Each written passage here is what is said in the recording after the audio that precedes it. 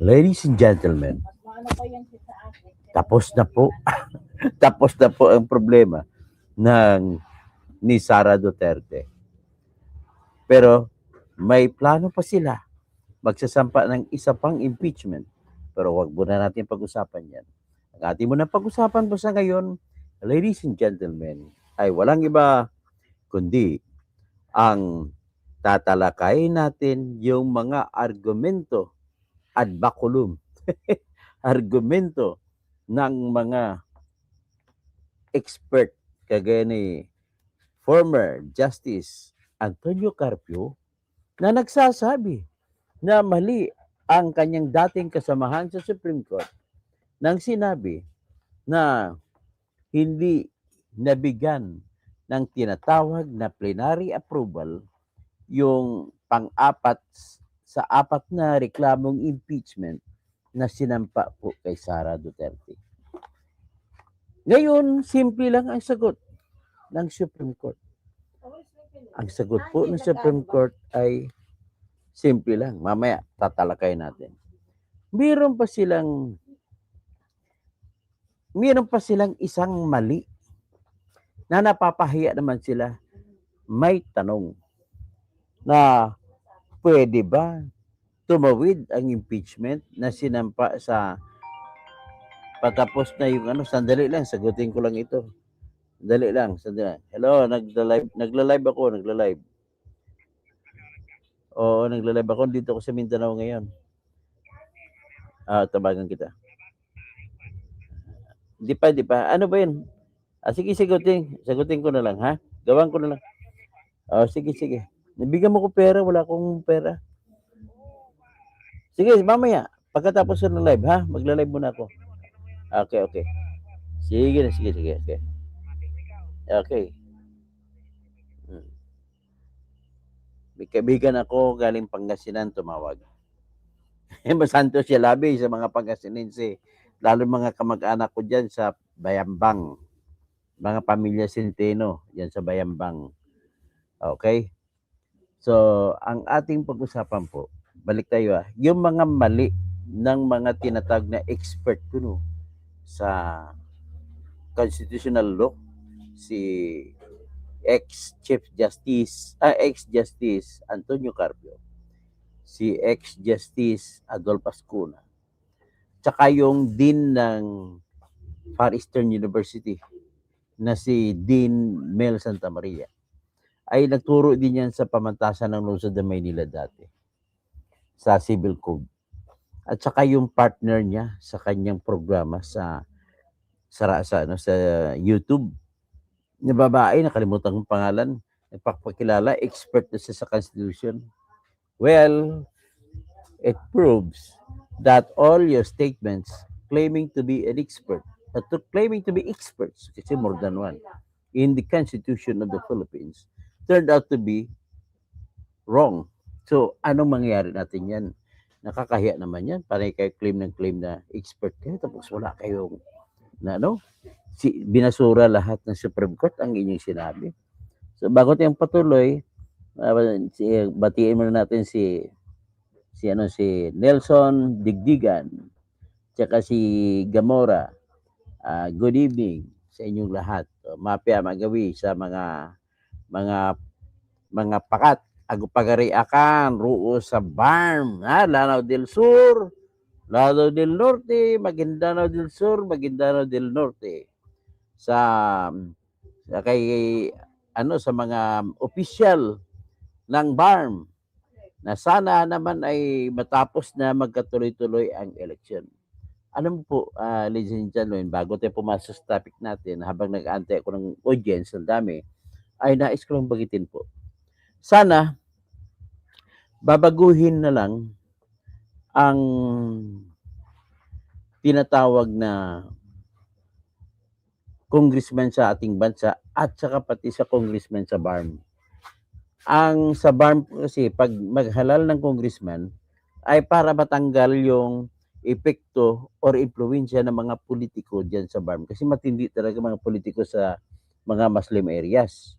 Yung mga politiko dyan sa Lanao, sa Agu, sa Maguindanao, talagang matindi. So, if these politicians are given such, if allowed to run in the kanilang may ingay nga sa lugar ko may ingay. Pasensya nila may ingay na yan. So, if they're allowed to run, ang chances are mamamaya ni mga pamilya at mag-aagawan pamilya mga away patayan. Kaya lagi pong may patayan tayong narinig na nagrido-rido diyan sa sa mahal ko na farm area. So pag sa totoo lang after 2028 tingnan mo sa panahon ni BBM hindi man lang sila nag-improve. Pero I do believe na pag dumating sa 2028 kapag si Sara Duterte mananalo, sigurado ako kasi mahal niya po yung mga Muslims diyan sa farm. Bakit? Kasi unang-una, yung lula niya ay Maranao. Bali yung lula ni Digong Duterte ay Maranao. So kung Maranao ay mahal nila mga Maranao. So yan ang in-expect niya yan. So ngayon, panahon ni Marcos wala. Stagnant ang farm. Panay may patayan. Saan ka ba na makakita? Babarilin yung mayor, naka RPG pa na ang rocket propelled grenade pa ang binanat, mag-ambos. So ganoon po 'yan. At isa rin 'yan sa pruweba ko na mahina po ang ating PNP chief na si Melencio Nartates. Wala siyang kwenta na klaseng PNP chief. Mabagal pang reaction. Dapat ibinalik mo yung 5-minute response procedure ni Nicolas Torre. So, aminin mo na po, Melencio Nartates, wala pong bilib mga Pilipino sa iyo. Mas bilib kami sa PNPA graduate na si Nicolas Torre.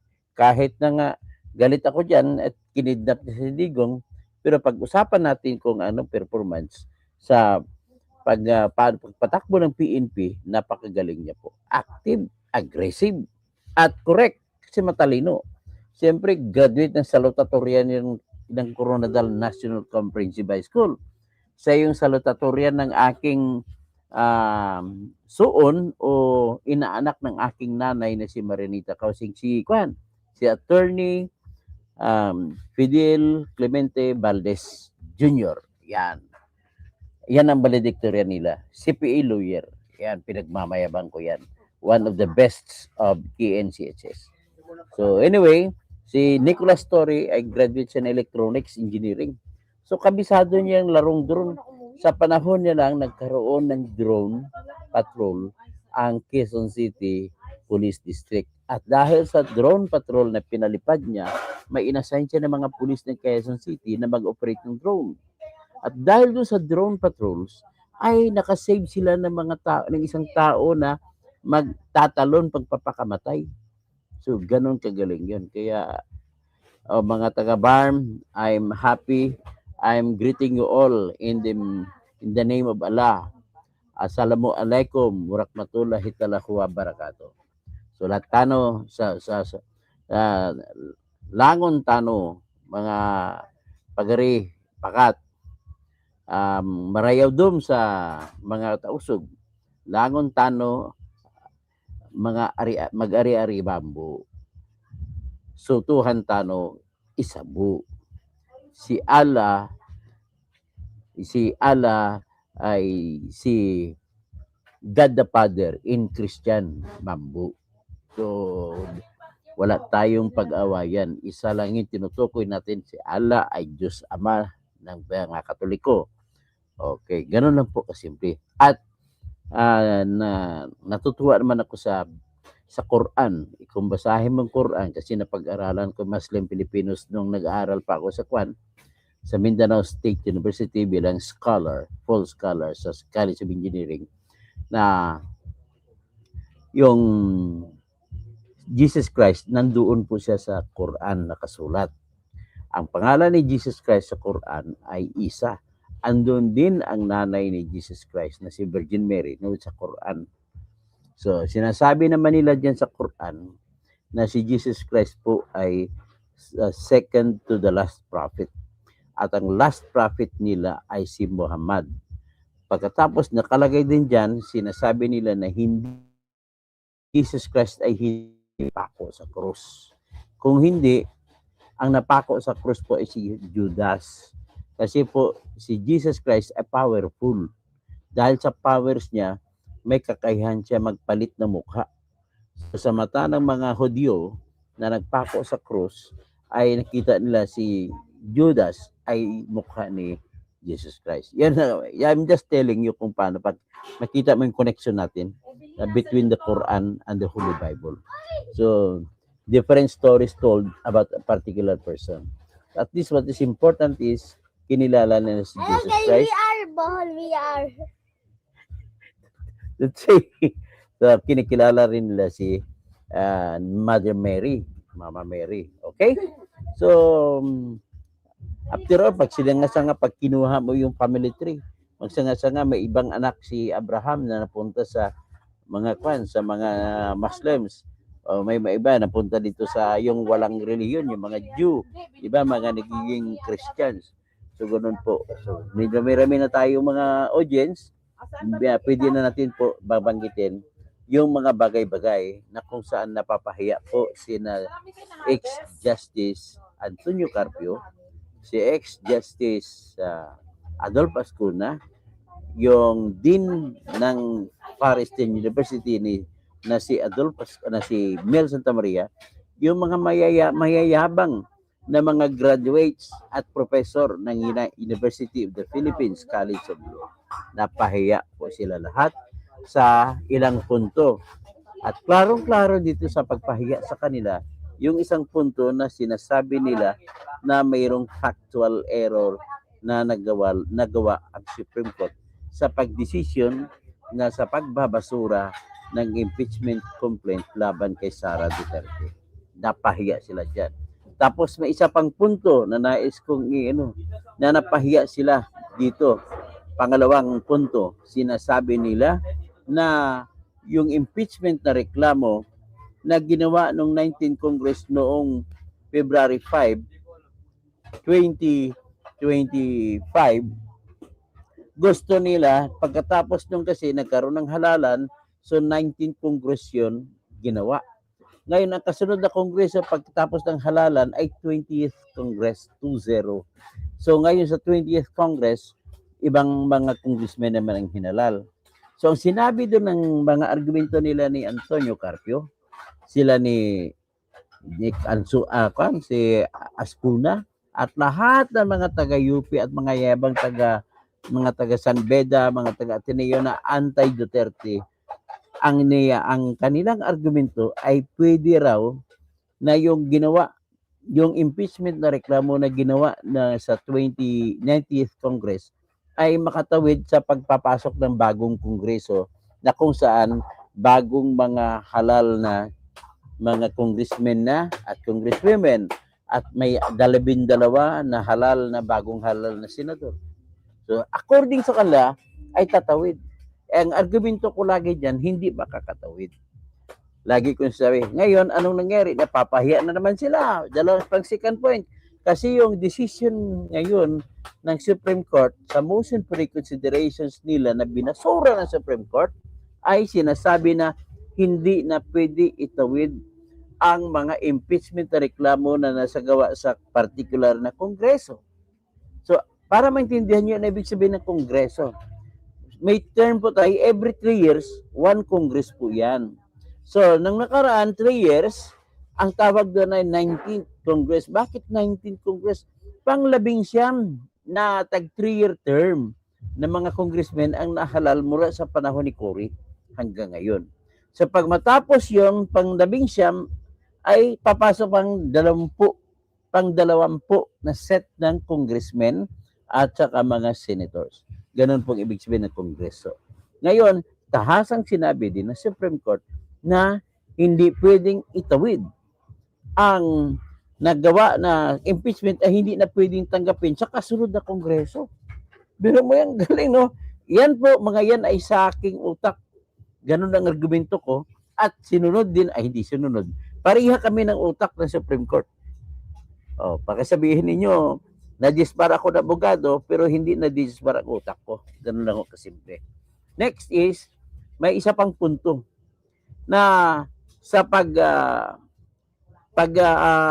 yung pag-abuso ng House of Representatives, mga congressmen, sinabi po nila na nung tinanggap, tandaan nyo, ang inabuso nila dito, ang katotohanan na nangyari, ang pangyayari, December 2, 2024, nagsampa yung grupo nila ni Lila de Lima at saka Bayan. Sila ni Percy Sindanya, siya po ang nag-endorso ng impeachment na reklamo laban kay Sara.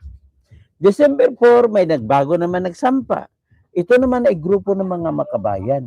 Sila naman po, yung favorite ko na congressman na makabayan ay si Franz Castro. So nagsampa sila, kasama niya si Arlene Brusas, kasama niya, inendorso din niya ni may kaibigan ko na si Raul Manuel Daniel. Raul Daniel Manuel, apelido. So sila, ang pangalawa na nagsampa noong December 2, 2024. So ngayon, may pangatlo, yung kaklase naman ng aking partner sa law firm noon na si Attorney Danilo Pilayo, ang kanyang kaklase sa Ateneo de Naga na si yung vice mayor ngayon ng Naga City, Gabriel Bordado, at kasama yung Ilonggo na congressman sa party list, dalawa sila nag-endorso ng reklamo laban kay Sara Duterte noong December 19. Ganun po nangyari. So, ibig sabihin, itong tatlong reklamo.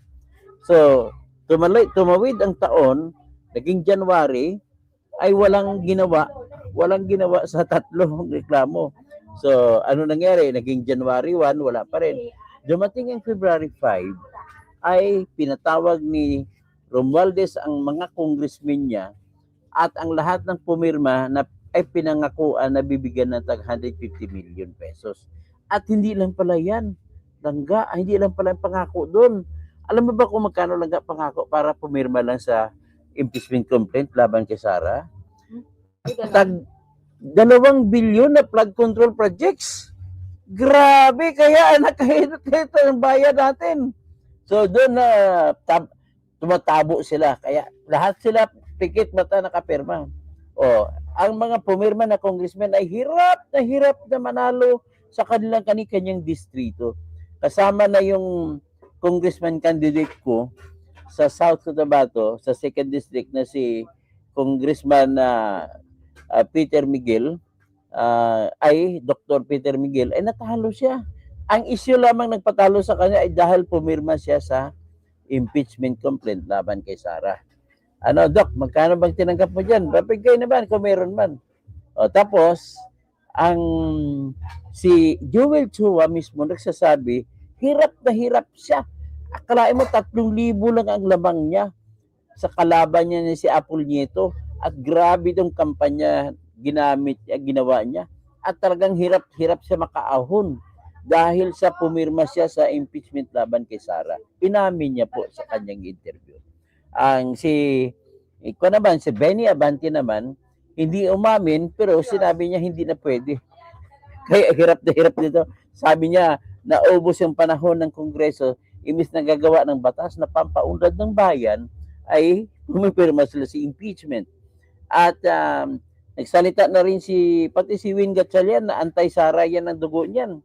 So sinasabi niya, hindi na daw niya maulit kahit sa Senado sapagkat nagbago po ang papel, ang laro sa mga senador. So ngayon, ang mga senador po ngayon ay bilangin natin kung paano. Kasi para manalo ang impeachment sa Senado, dapat mayroon kang boto na 16 votes. Kung 24 ang member ng Senado, so 24 minus 16 ay 8. So ibig sabihin kung 8 lang ang tutulong kay Sara, talo pa rin si Sara.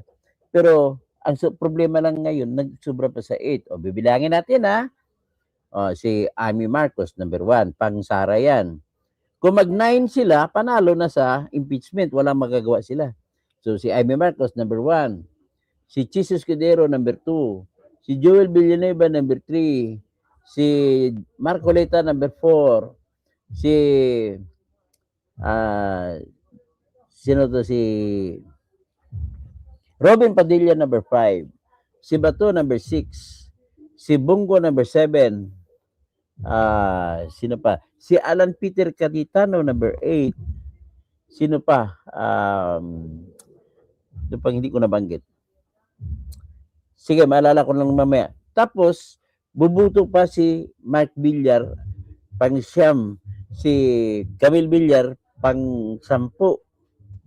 Aba, majority. Hindi nila matatalo si Sara sa Senado. Kaya dead na. Ngayon, yan ang mga kwento ngayon ng paano ang mga wala na silang wala na silang maaasahan. Okay? So, ang pinag-usapan natin doon, sabi ko hindi makatawid. Sabi sabihin, isa yung pangalawang argumento nila ay kailangan pwedeng tumawid. Pero ang argumento ko, nang bago pala mag-decision ng Supreme Court, ay nag-argumento na ako. Narinig naman siguro ninyo na mga nanonood sa akin sa aking mga argumento na pag-vlog ko na hindi pwedeng itawid. So ngayon sa decision ng Supreme Court noon sa July 25, 2025 ay lumabas, hindi nila tinakel or hindi sila nagdesisyon na hindi pwede tumawid. Pero dito sa motion for reconsideration, tahasa na sinabi nila na hindi na pwedeng tumawid. Ang ibig sabihin po, ang reklamong impeachment na sinampa doon sa particular na kongreso na 3-year period, 3-year, 1 term, ay sa 19th, hindi na pwede isampa sa panahon ng 20th. So, wala, dead na talaga. So, ano pa bang may isa pang na tinahak ko na, hindi ko lang natuloy, ang diskusyon na sinabi nila, nag-argumento yung mga grupo nila ni Luistro na sinasabi nila na yung 10 araw na sinasabi sa Constitution na nagsabi sa araw, mula sa araw na natanggap ang beripikado na impeachment complaint ay kailangan i-transmit sa House of Representatives. Ibig sabihin niyan sa speaker ibigay. Sa loob ng 10 session days. May tanong ngayon, ano bang session days? Kasi nung binilang ko, yung araw na lumipas, mula nung December 2 at saka December 2, ang lumipas na araw ay 21 days. Pero sabi ng argumento nila, hindi 21 days. Yung bibilangin mo, 10 session days, ay kung kada session, kasi kung minsan, ang isang session, kung minsan, hindi matapos sa isang araw, 2 araw, 3 araw matatapos. So, ganun ang bilangan nilang session days. Ang sagot naman ng Supreme Court ngayon, tahasang binaliktad naman yan. Sa motion for reconsideration, pag-decision ng Supreme Court, pagbasura, sabi ng Supreme Court, hindi kayo pwede magbilang kasi ginagawa nyo yun diskarte para iwasan, kasi sa inyong pag-abuso sa batas ng Supreme Court, ng Constitution, ay iniiwasan ninyo yan. So mula ngayon, lagi nyo tandaan, ang pagbilang po ng 10 session days ay lahat ng araw na may session ang Kongreso. Ang House, nevertheless, kahit na sabihin, halimbawa, yung first number 1 session ay tumawid ng pangalawang araw, nag-session ulit. Pero kinukonsider na 1 per session day kasi may mga bagay na dinidebatihan nila na hindi natatapos. Sabi ng Supreme Court, hindi ganun ang pagbilang. Ang pagbilang, regardless kung anong session number ang kinikunan nyo, ang kinukonsideran nyo, magbibilang tayo ng araw ng session days kada araw, regardless of what number of session yan. Ibig sabihin, session number 1, hindi po yan pagbabase na. Session number 2, hindi. Kasi kung minsan may session number 1, 3 araw ang nangyari. Kasi nga, sabi ko kanina, hindi natapos ang argumento wala pang butuhan kaya 3 araw nangyari sa kanilang session. Sabi ng Supreme Court, ulitin ko lang, hindi na po pwede yan ang gano'n sabihin nyo. Ang hindi na pwede gano'n ang gagawin ninyo. Kundi, kailangan pag session number 1 kayo, kung 3 araw na natapos ang session number 1, ay 3 araw na session days kung ang pag-usapan natin ay magbibilang ng 10 araw ng 10 session days na sa loob ng 10 araw na yan ay isusumiti sa House of Representatives Speaker ang reklamong impeachment. So ngayon, ang ginawa nila, yung December 2 na reklamo, ay sinumit nila February 5. Di ba? Ilang buwan na yan. Bakit? December 2, January, February, 2 buwan at 3 araw. Yung sinampa nila na December 4 na reklamo, 2 buwan at 1 araw bago sinumiti. Tapos yung pangatlo ay siyempre minus mo lang 19, kung January 19, 1 month. Kung February 19, 2 months. So, minus 14. So, bali, 16 days. 1 month, 1 month and 16 days ang nangyari. Pero, marami ng sessions ang nangyari bago ano. So, ibig sabihin, 3 ang binago ng Supreme Court sa kanyang sariling order sa pagdesisyon, pagtapon ng motion for reconsideration. At babalik pala ako doon sa sinasabi na may factual error daw. Kasi binalita kasi sa ABS-CBN na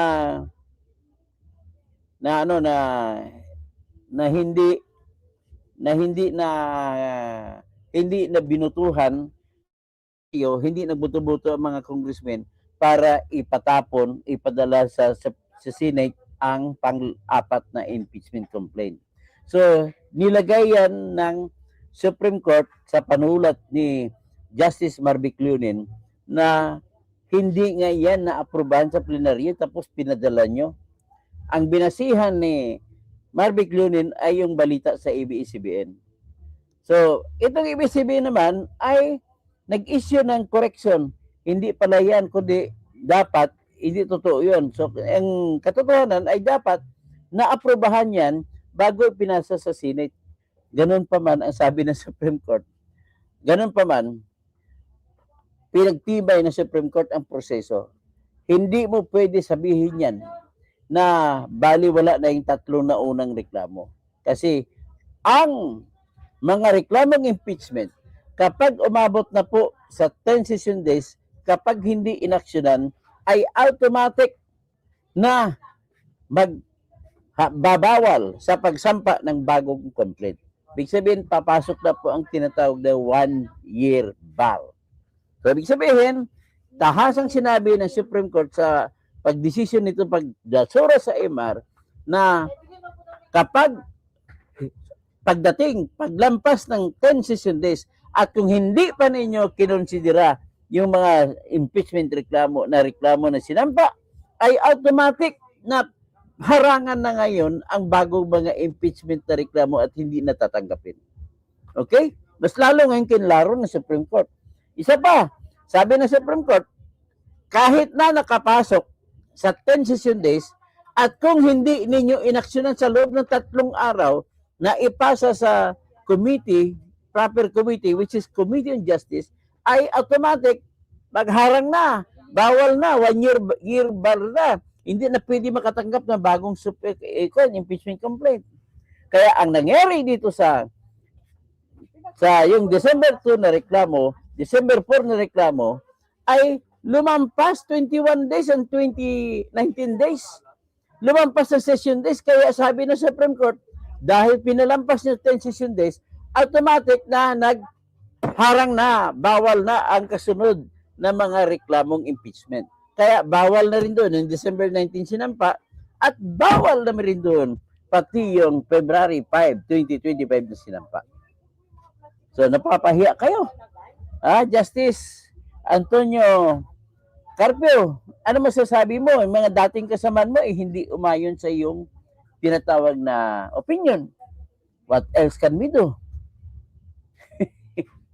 So, Ano pa? Ang tawag po dito ay video hayahay na si Sara Duterte. Ano mangyari hayahay? Di bridge over troubled water na. Nakatawid na siya sa bridge over troubled water. Hindi yung sa ilalim mga troubled water ay mga flood control. Di ba? Bago ko magpatuloy, nais ko mabatiin si Galaxy. Maya Pabengi, sa mga kabanin, mga Maya Pabengi, sa Edgar Nacion, Dr. Toto, good evening po. Si Ya Ismin, Doc, iyak na, iyak iyak mga pumirma na Alipores ni Tamba. Tapos, talo pa sila last election, double kill, Doc. Ganun na nangyari. Si Betlaba, attorney, papile daw ulit sila mamaya ngayong February. Titingnan natin, i-discuss ko na sa sunod. So very sir, my videos are ugly. So very sir. Pag Baker, good evening po, Dirador. Dr. Toto, Engineer, Tony, nakascore ka sa argument nyo. So, sana maibalik mo ang license nyo. Pagka-abogado,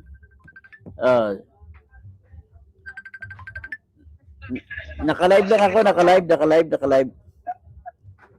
Sana, sabi niya man, tapos si Hampas Lupang Ambisyosa. Aha, paborit mo, attorney, crush mo si Castro na makabayan black. Paborit ko lang naman siya, okay lang yan, wala namang kaibigan ko lang siya. At lagi na kami nakikita yun, pag speech, nakikita kami. Okay, tapos si Salome Matsubara, praying po para sa ating bansang Pilipinas na sa lalong madaling panahon ay magkaroon ng panibagong mamamahala na matino sa ating bansa. Sa totoo si Franz Castro, binuto ko pa yun pagka-senador eh. Pastor Rodi Rabi, Dodong Tirador, ang aking kapatid. Si Petra Gatusang, good evening po. So, sino pa? Si Salome Matsubara, good evening. Allah is only one God, sabi ni Gamora. Virgie Piquero, tapos si Vladimir Lopez, good evening, watching from Florida Blanca. Maya Pabingi, Vladimir. Gamora, sir, takbo po kay Senador.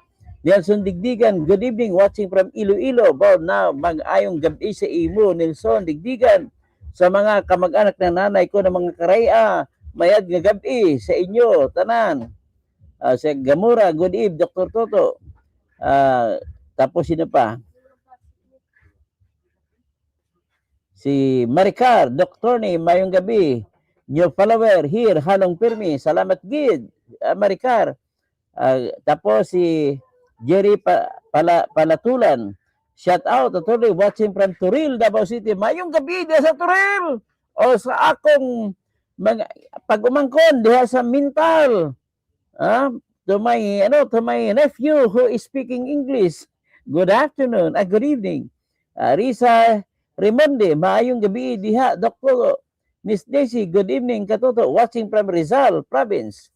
Marlon Reyes, Sara lang ang pag-asa natin para umunlad ang bansa. Tapos kay Kumaro, good news po, Sir Toto. Joaquin, the easy decision holds true sa impeachment ni BP. So, that's final. Yes, that's final. Wala na yung panaginip at pangarap ni Trillanes. Sinungaling ka kasi. Tapos ito pang matindi. Hindi pwedeng magsampa si Trillanes tungkol dun sa bank account ko no. Bakit? Pati yung tungkol ko no sa mga confidential fund ni Sara tungkol dun sa Davao City. Bakit? Mamaya ko sagutin bakit. Tapos marami pa siyang ibang binabanggit na sa kasampahan kagaya ng salin daw niya noong panahon ng Vice Mayor siya. Ang sagot ng Supreme Court diyan simple lang. Kapag ang mga bagay-bagay na inaakusa mo ay nangyari sa panahon na hindi pa siya Vice President ay hindi pwede tanggapin sa impeachment complaint. Kaya mga bank accounts ni Trillanes na sinasabi kung totoo man yun, hindi na magagamit. So ngayon,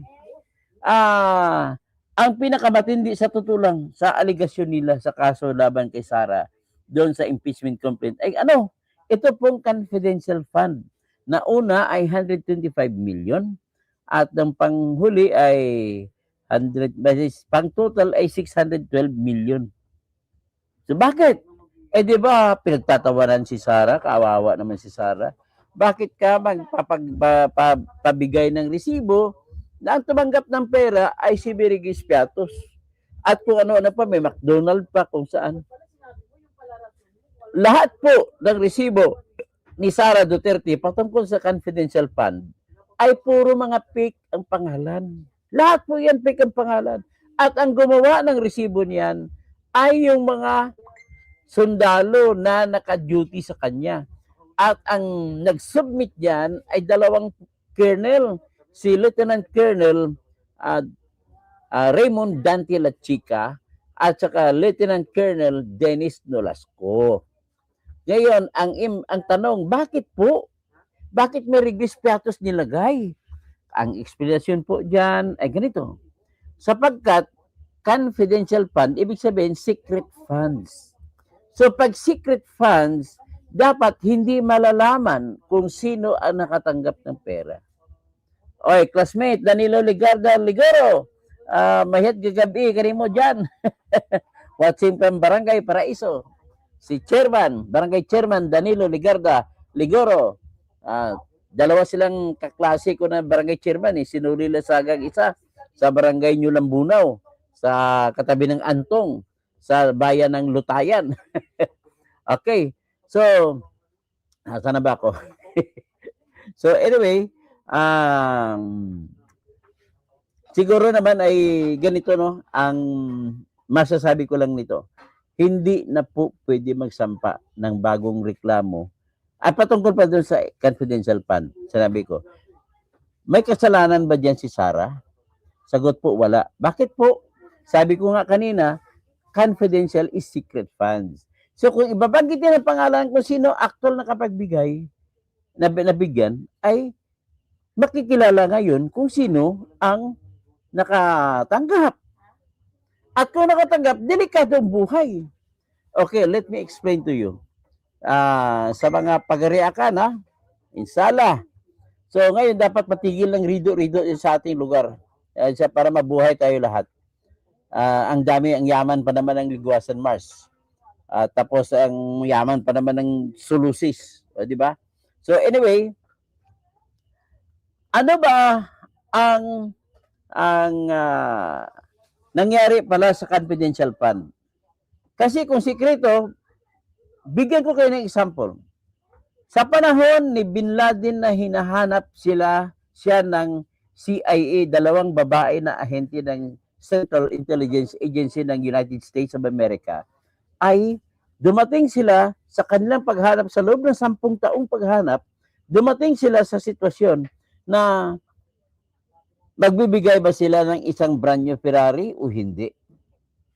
Kapalit po ng isang telephone number lang. Isang telephone number na pilitan na magbigay ang dalawang ahente ng Central Intelligence Agency. Pambili ng Ferrari na kotse.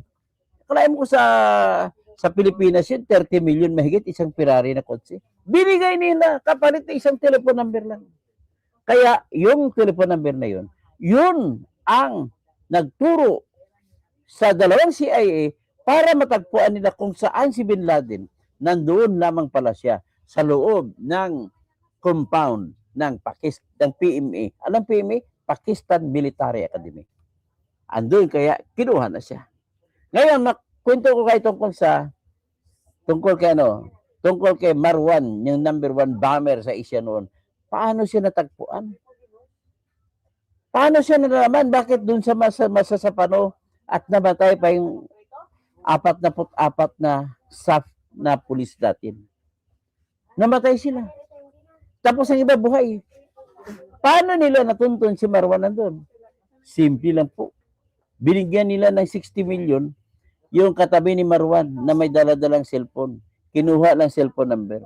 Kasi pag nakuha ng cellphone number na katabi ni Marwan, ay ginamitan ng GPS tracker, nalaman kung saan eksaktong lugar. Kaya tinuntun ng mga SAF yun. Ang unang team ng SAF, yun na nakapatay kay Marwan. At kinuha yung daliri at pinakitang pruweba na ibinigay sa Federal Bureau of Investigation ng Amerika na pagkatibayan na patay na si Marwan. So grabe naman ang tapang ng ating mga SUP-44 na yun. Biro mo, 44 sila nagbuwis ng buhay sa mission lamang na kukunin yung isang tao. Na isang, may kasi sa ulo yun may $10 million na patok eh. So ganun po, para intindihan niyo ngayon, kung sino man yun, yung katabi ni Marwan, na binigyan ng 60,000 pesos, ipapangalan mo ba? Makikilala siya. Mamamatay pamilya niya. Ganun po ang paliwanag kung bakit confidential fund ay piki lahat ng pangalan na binigay. At katapusan, nais ko lang isa-ayon sa iyo, sa inyong lahat, na nagpalabas na po ang Commission on Audit ng report na solved na, wala ng problema si Sara at napatunayan na napunta sa dapat papuntahan yung kanyang pera. Of course, I do not believe na completely free na si Sara, pero naniwala pa rin ako na may mga pera na punta yun na ibulsa. Pero but then that is beside the point. Kung mapatunayan, dapat may isang taong lalabas na talagang titistigo na bilangko ni Sara sa kanyang bulsa yung mga pera. Pero kung titingnan mo si Badriaga, anong kwento niya? Na binigay daw kay kung sinong tao. Pero tatlong duffel bag na pera, ganun ba? Binigay lang sa dalawang tao, sa isang tao. Hindi naman si Sara pinagbigyan. So, ibig sabihin po, kinikwento ko lang ngayon, because this is actually the Sara Day, victory ngayon ni Sara Duterte. Kaya with that, bantayan niyo po kasunod na aking vlog. Siguro after 10 minutes. Sa maraming magandang umaga po, Galaxy. So, nagandaan siya sa paliwanag kung bakit. Tapos, Marlon Reyes, may mabuhay na may nabuhay na sa isa sa SUP. Ganun ba? Nabuhay tayo, kaya hindi napuruhan eh. Brian Rodriguez, kumana. Nasaan ka, boss? Toto? Dito lang po ako sa Mindanao. Hindi ko lang sabihin kung saan sa Mindanao. Yasmin, dahil kay speaker na basura ang impeachment. Luis Tro, favorite line. Dahil kay speaker, may ayuda, akap. Si Luis Tro, chicken poppers. Nasaan ka, boss Toto? Ay, sinabi niya pala. Tapos si Brian Rodriguez, good evening, sir. Toto, magandang gabi. Pabati po sa mga kababayan ko dito sa province of Isabela. Mga Ilocano at Ibanag. Oy, mga Ilocano, mga Ibanag, naimbag nga malim. Ano ba sa Ibanag ang naimbag nga malim? Tingnan natin. Let us consult Mr. Elon Musk. Elon Musk. Ano sa Igorot ang good evening? Sa Ibanag la.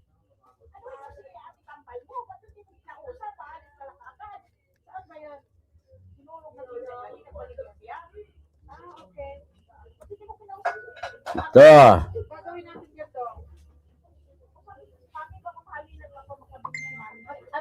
Oh, ito